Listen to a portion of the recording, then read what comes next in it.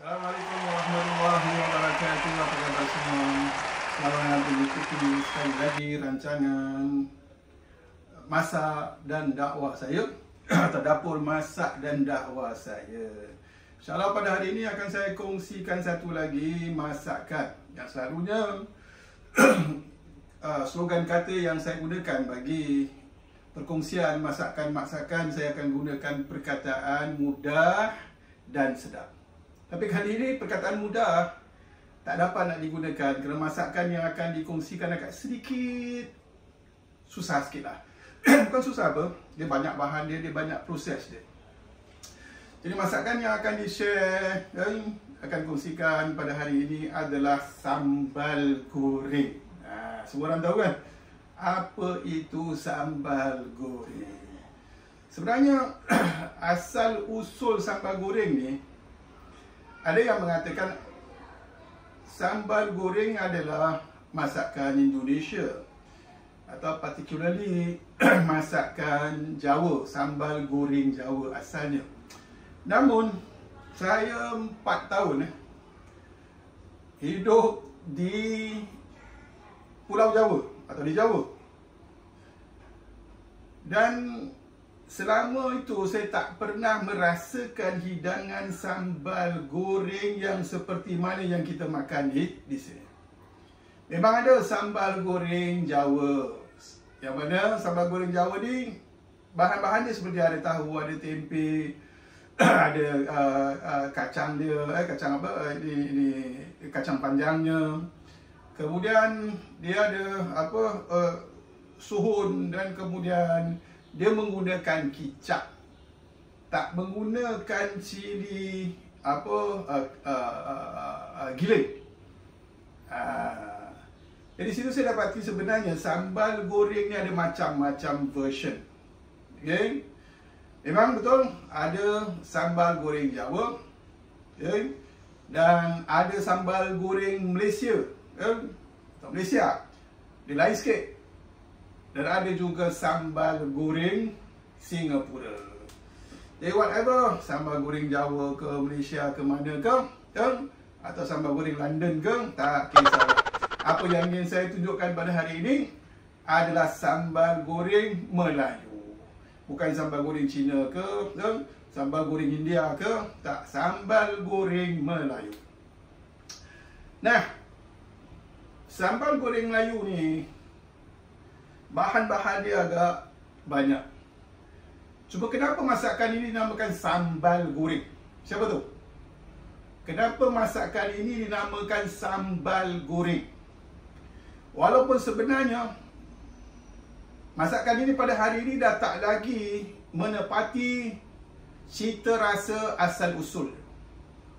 Kalau nak tahu kenapa masakan ini dinamakan sebagai masakan sambal goreng, sebab semua bahan-bahannya digoreng. Semua bahan-bahannya digoreng. Contohnya, dalam sambal goreng ni digunakan tempe. Di sini saya gunakan lebih kurang 4 paket yang dah saya potong dadu. Ini nanti akan saya goreng. Dan kemudian 2 bantal tahu potong dadu. Ini pun juga akan digoreng. Kemudian ada sepaket sayur kacang. Okey, ini pun akan digoreng. Selalunya kalau yang masak kat sini, lebih-lebih lagi yang untuk jualan tak ada mana, mereka nak goreng ini sayur kacang ni. Kemudian ada udang, udang juga akan digoreng dulu. Kemudian dia punya ada cili hijau. Saya gunakan lebih kurang 5 batang cili merah, 3 batang cili hijau pun akan digoreng dulu. Okay? Dan kemudian ada lebih kurang 7-18 bawang putih pun akan digoreng dulu. Dan kemudian bahan-bahan yang nak ditumbuk ataupun di blend. Saya gunakan 2 biji bawang besar, 1,5 untuk digoreng. Bawang pun akan digoreng dulu. Yang setengah lagi akan masukkan dalam bahan-bahan yang akan di blender. Dan kemudian guna lebih kurang 2 inci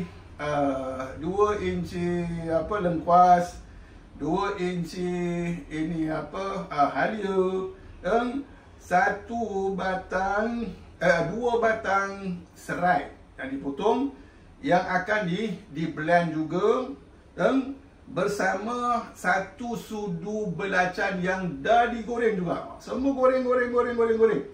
Nanti selepas tu semua bahan-bahan yang dah kita blend ni kita goreng terlebih dahulu. Atau kita namakan sebagai tumis lah, dan kemudian baru kita masukkan bahan-bahan yang lain yang telah digoreng, dan kemudian kita akan masukkan juga santan.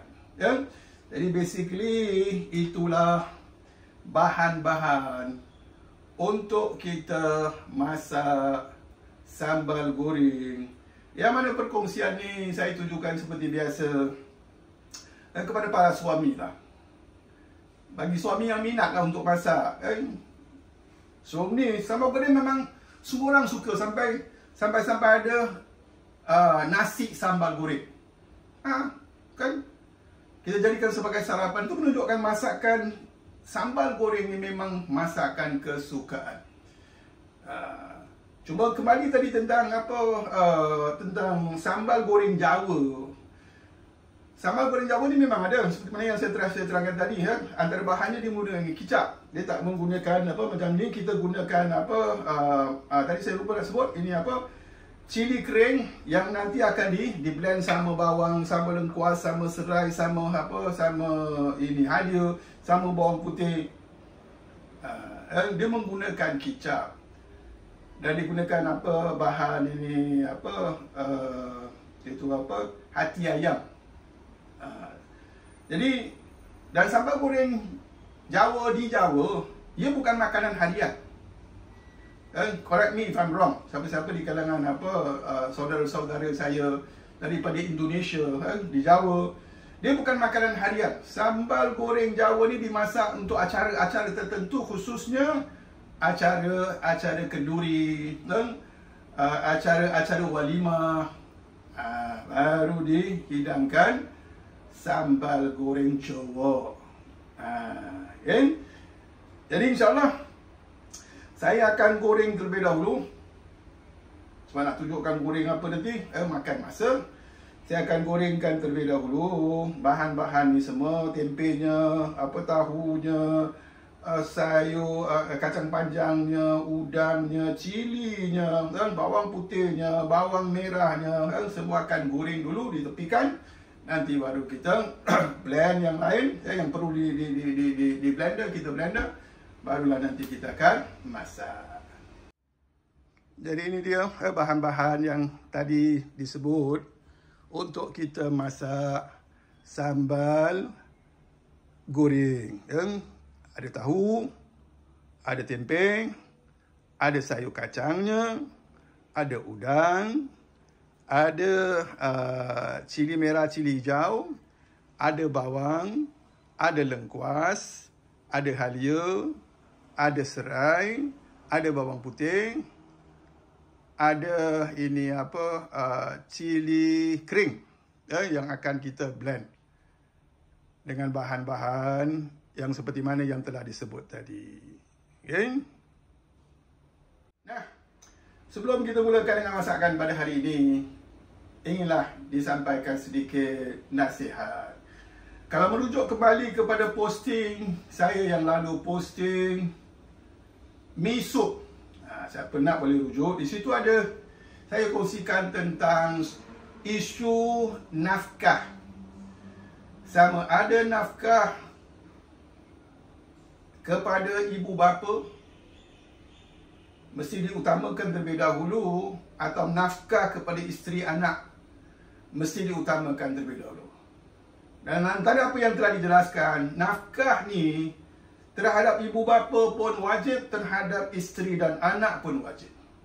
Itu mesti menjadi satu tanggungjawab seorang, pertama sekali anak, anak lelaki, dan juga seorang suami dan ayah.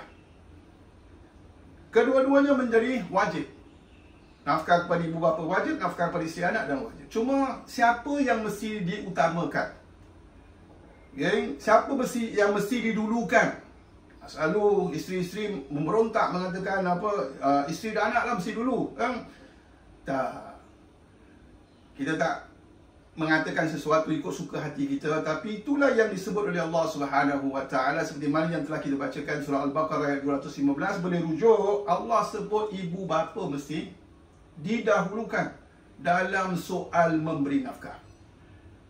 Tapi isteri-isteri ni, engkau jangan lupa, engkau juga merupakan seorang ibu. Nak ke anak-anak akhirnya bila mana kita dah tua, anak-anak membiarkan kita, mereka hanya tumpukan kepada isteri dan anaknya, kita happy? Kita pun tak happy juga kan? Jadi kembali kepada apa yang ditentukan oleh Allah dengan redha, insya-Allah hidup kita akan jadi tenang dan tak ada apa yang akan tersekat. Bila mana kita memberontak, itu yang menyebabkan macam-macam tak kena. Dan ingatlah, isteri boleh dicari ganti, atau pasangan suami isteri boleh dicari ganti. Anak pun patah tumbuh, hilang berganti, boleh buat lagi. Tapi yang dinamakan sebagai ayah seorang saja, tak boleh ganti. Kita cakap apa sekalipun dah, bapa angkat ke apa angkat ke, tak sama macam ayah kandung. Dia tak boleh diganti. Begitu pun juga dengan ibu. Ibu tak boleh diganti. Itu sebabnya kenapa Allah SWT mengutamakan, memerintahkan agar kita mengutamakan ibu bapa terlebih dahulu. Nafkah mereka wajib diberi. Nafkah anak isteri pun wajib diberi juga. Nah, cakap tentang nafkah ni apa? Apa ni nafkah? Itu satu hal juga. Banyak masyarakat kita yang masih kurang faham apa itu nafkah. Kebanyakan yang memahami nafkah tu duit. Kalau kasih duit berarti ada kasih nafkah. Tak kasih duit berarti tak kasih nafkah. Komplain sampai ke mahkamah, laki tak kasih nafkah. So dia faham nafkah tu duit. Apa makna nafkah? Ilmu ni penting. Nafkah yang dimaksudkan oleh Islam, yang diwajibkan ke atas seorang anak terhadap ibu bapanya, seorang suami terhadap isterinya, seorang ayah terhadap anaknya, adalah keperluan hidup. Dia bukan duit, dia keperluan hidup, iaitu makan. Bila mana seorang anak, seorang suami, seorang ayah wajib memberikan makan. Kedua, minum. Ketiga, pakaian. Juga merupakan nafkah yang wajib ditanggung oleh yang dinamakan anak, yang dinamakan suami, yang dinamakan ayah tadi. Dan juga tempat tinggal pun merupakan nafkah, tanggungan si lelaki. Dan kemudian keperluan kesihatan, seperti pergi doktor ke, beli obat ke, semua merupakan tanggungan anak lelaki. Dan juga suami kepada isteri, dia wajib menanggung nafkah isterinya, dari segi kesihatan, medical fees dan sebagainya. Dan begitu juga dengan anak. Dan anak ada lebih sikit. Anak ada tambah sikit lagi, iaitu nafkah pembelajaran dia, pendidikan dia pun ditanggung oleh ayah dia. Wajib ditanggung oleh ayah dia. So itulah, insya-Allah mudah-mudahan penerangan ini dapat dijadikan sebagai pedoman dan hidup dengan berpegang kepada ajaran Islam mudah. Bila mana kita nak pegang dengan apa kita punya hawa nafsu, kita nak macam tu juga, itu yang boleh menimbulkan masalah. Si suami pun ada nafsu dia, si isteri pun ada nafsunya, si bapa mak pun ada nafsunya, si anak pun ada nafsunya, semua apa nak jadi. Okey? So insya-Allah sebentar lagi akan saya tunjukkan cara-cara kita bikin sambal goreng Melayu Singapura, lengkap sekali. Okey? Insya-Allah.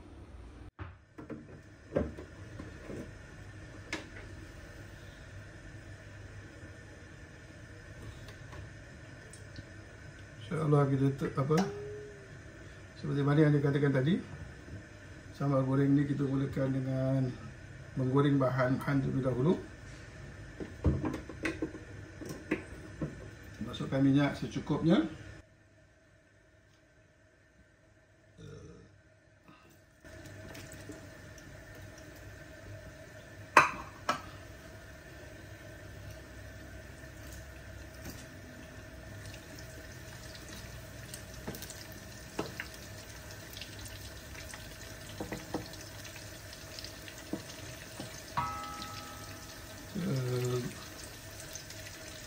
Goreng tempe kita dahulu. Baik, insya-Allah sambil kita menunggu tempe kita ni digoreng atau bahan-bahan yang lain digoreng. Jadi seperti mana yang tadi yang telah disebut tentang soal kewajipan nafkah yang telah diwajibkan ke atas seorang anak terhadap ibu bapanya dan terhadap seorang isteri, terhadap seorang suami terhadap isterinya. Ayah wajib memberi nafkah kepada anak-anaknya. Kita pun dah jelaskan nafkah itu apa. Nafkah bukan duit. Nafkah bukan duit. Nafkah adalah makan, minum, pakaian, tempat tinggal, pembiayaan, kesihatan, dan anak-anak ada tambahan pendidikan. Dan ini semua merupakan nafkah yang diwajibkan, diberikan oleh anak kepada ibu bapanya, suami kepada isterinya, ayah kepada anak-anaknya. Seperti mana yang dikatakan tadi, ramai masih tak faham nafkah. Dia sampai tuntut di mahkamah, suami tak kasih nafkah. Memang tidak memberi nafkah, suami tidak memberi nafkah merupakan antara faktor yang hakim boleh menerima sebab perceraian seorang wanita. So itu yang ramai, yang bila mana waktu okey lah, bila mana tak okey pergi tuntut kat mahkamah, dan antara sebab-sebab nak tuntut cerai kerana suami tak memberi nafkah. Tapi bila mana hakim tanya, adakah si suami telah menyediakan makan minum secukupnya, dia kata ada. Adakah si suami telah menyediakan pakaian dengan sempurna, dia kata ada. Adakah suami telah menyediakan tempat tinggal, dia kata ada. Adakah suami membiaya perubatan, pendidikan anak-anak, dia kata ada. Lepas tu hakim tanya, kerana tu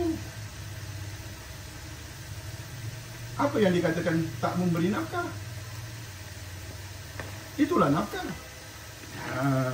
Dan cuma duit ini sebagai, ialah ada suami dia taklah berikan beras, pergikan pasar. Dan kebiasaan suami, mereka serahkan duit, kau pergi pasar, dan secara harian ke secara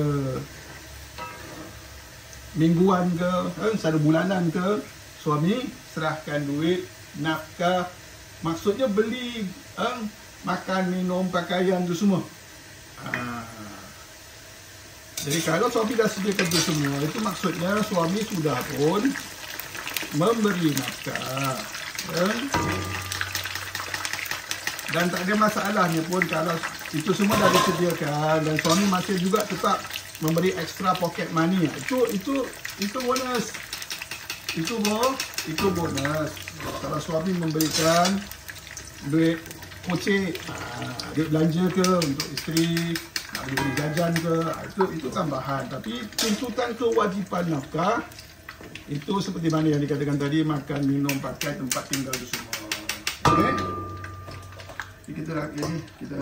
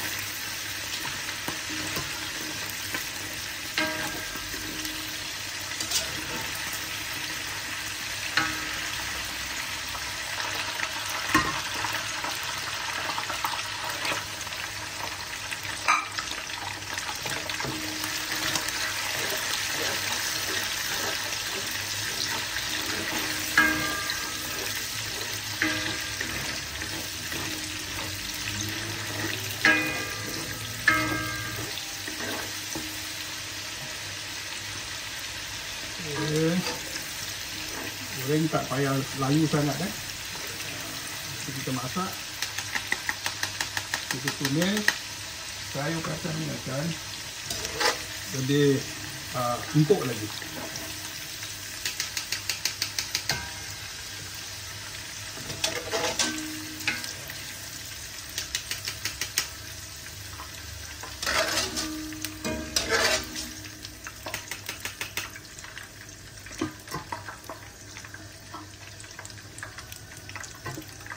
Dan ada juga kita gorengkan.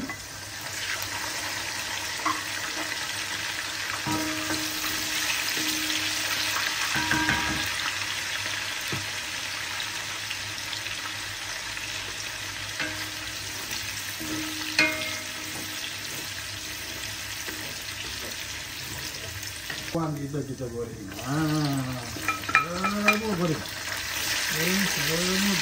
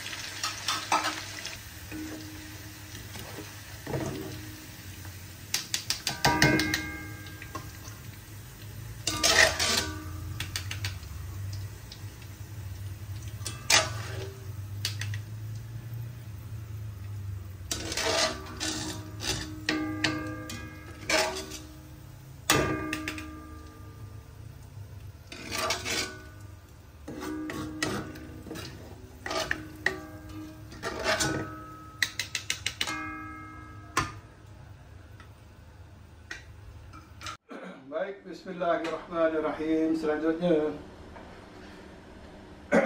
saya nak tunjukkan cara-cara kita memasak sambal goreng. Tadi seperti mana yang dikatakan, sambal goreng itu berarti bahan-bahan semua naklah digoreng.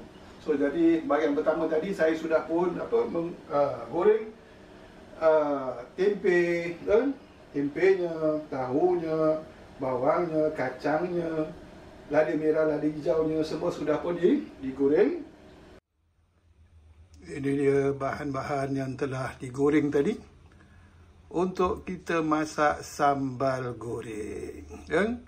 Seperti mana yang dikatakan, kebanyakan sambal goreng yang kita makan, yang dinamakan sambal goreng, tak dimasak seperti ini. Tak dimasak mengikut cara asal usulnya. Sebab masakan ini dinamakan sambal goreng sebab semua bahannya digoreng terlebih dahulu.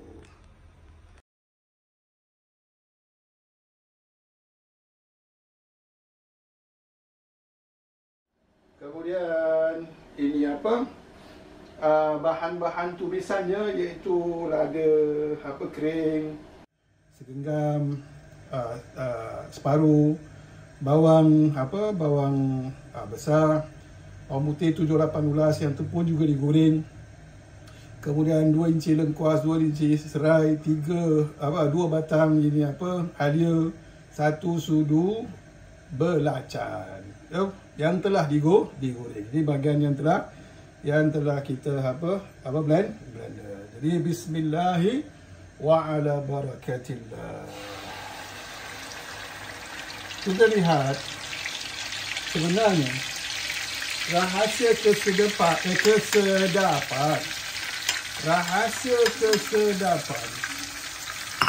sambal goreng ni, dia terletak pada minyak dia. Minyak yang tadi kita dah gunakan untuk untuk goreng tempe, goreng tahu, goreng bawang, goreng lada, goreng udang, goreng sayur kacang. Jadi minyak itu sendiri sudah jadi ibarat seperti stok. Ada rasa-rasa, rasa udang, rasa tempe, rasa tahu, rasa bawang, rasa lada merah, lada hijau. Minyak itulah yang nanti yang akan buat ini sambal goreng kita jadi sedap. Jadi kita nak tumis dulu bahan-bahan yang telah kita blend tadi sampai orang tua kata pecah minyak. Apa makna pecah minyak? Perpisahan antara minyak dengan air. Tadi kan kita blend, kita taruh air. Tak taruh air susah kita nak blend. Jadi ini dia cara sebenar memasak sambal goreng. Tadi sebenarnya yang bahagian pertama saya buat sebelum maghrib. Jadi kebetulan masuk waktu maghrib, semua bahagian pertama tadi sudah pun selesai saya goreng. Solat dulu, solat apa sekalipun. Tanggungjawab kita terhadap Allah jangan sampai kita lupa. Selalu ingat macam mana yang Allah SWT mengatakan, fadhkuruni azkurkum. Kau ingat aku ingat. Apa pun kita buat, kita ingat Allah dulu. Hak Allah kita bagikan. Apa yang kita buat semua akan jadi berkat. Kalau tak terlalu melampau lah. Saya nak namakan masakan sambal goreng saya hari ini, iaitu sambal goreng maghrib. Sebab dibuat lepas maghrib, lepas solat maghrib, taklah sampai sempur. Jadi kita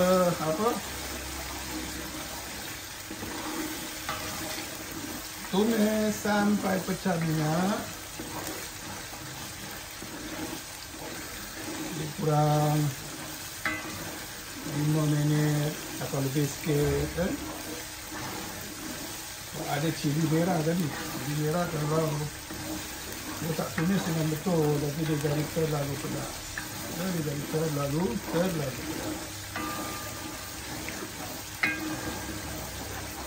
sambil tu boleh saya nak masukkan ini hirisan. Tadi saya dah serai pakai 3 batang, 2 batang di blend, 1 batang dihiris. Dan nanti kita bila kita makan kita dapat terasa lah kepingan serai.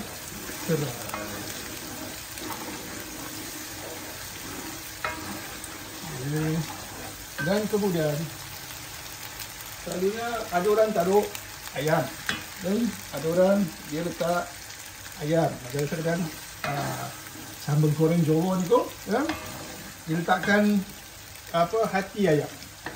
Ada rasa-rasa ayam lah. Jadi saya tak letak hati ayam ya. Saya letak sikit stok ayam. Jadi ini sebagai perisa dia ya, sebagai perisa dia. Dan juga sedikit stok ikan bilis. Ini semua boleh akan menyedapkan. Okey, sikit lah.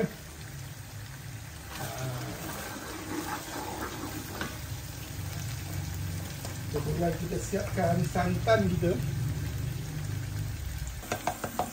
Santan ada orang dia pakai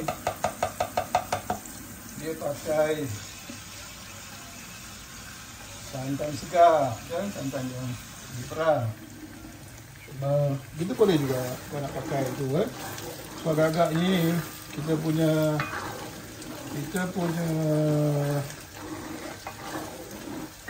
tumisan ni dah pecah minyak dan kita masukkan santan. Jadi kita pakai santan kara satu kotak. Kita tengok dia punya warna pun sudah lain macam lah. Okay.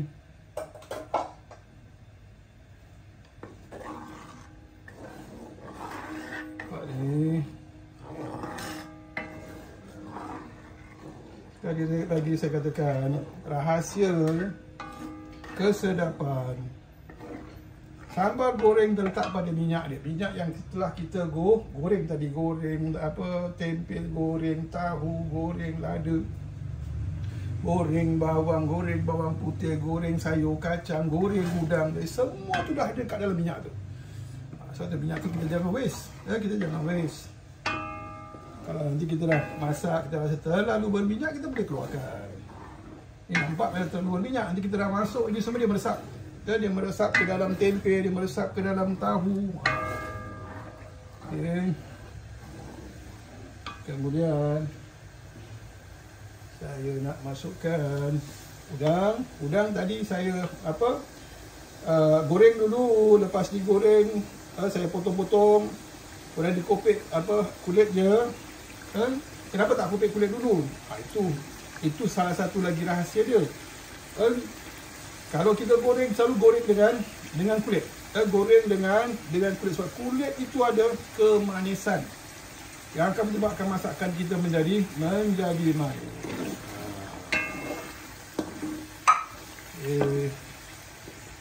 Macam ini dah letak santan. Api jangan besar. Sikit saja. Kemudian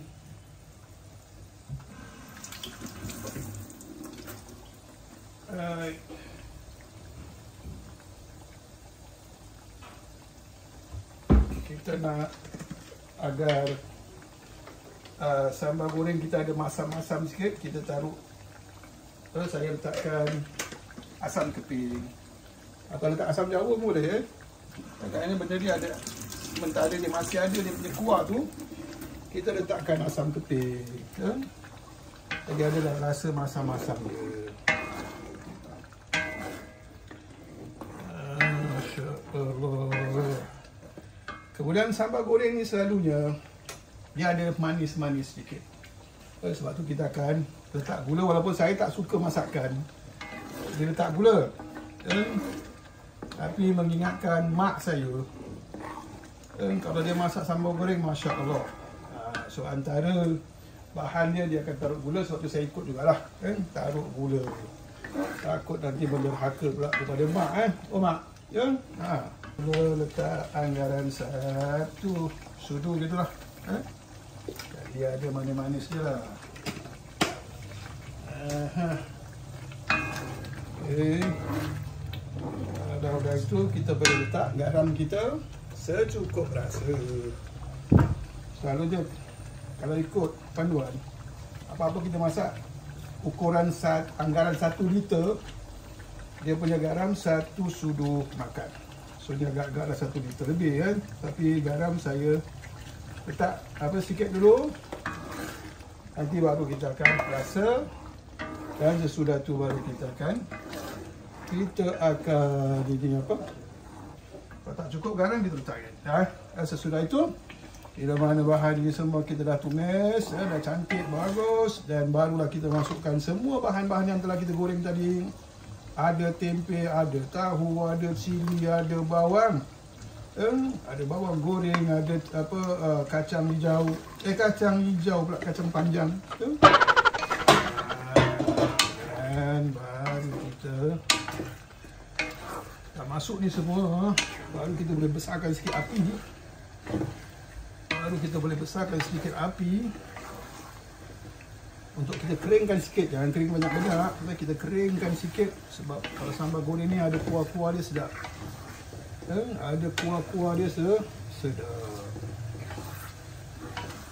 Alright, Masya Allah, awak tengok cantiknya. Tengok ni, Masya Allah, Subhanallah, Alhamdulillah. Masak dengan baca bismillah, masak selepas melaksanakan tanggungjawab solat. InsyaAllah dia jadi mesti luar biasa. Kalau apa-apa tak cukup boleh tambah. Okay. Rasa Masya Allah, apa rasa? Bismillahirrahmanirrahim. Tengok ni, Bismillahirrahmanirrahim. Oh, Masya Allah. Awak mesti nak cuba. Dan ingat, ikut macam mana yang ditunjukkan. Ini masak sambal goreng asli, bukan sambal goreng clay chip punya. Bahan-bahannya tak digoreng dulu, yang digoreng ada. Kadang-kadang semua dah tumis bahan-bahan, baru masuk tempe, baru masuk tahu, baru masuk tapi tak ditumis. Tapi tak digoreng. Sayurnya tak digoreng, udangnya tak digoreng, cilinya tak digoreng, bawangnya tak digoreng. Itu bukan sambal goreng namanya, itu sambal rebus. Ada ke sambal rebus? Jadi saya rasa garam agak kurang sikit. Jadi saya nak taruh satu lagi, sudu teh. Taruh satu lagi sudu teh untuk kita kasih dia kau-kau punya. Masya Allah. Jadi inilah dia sambal goreng saya.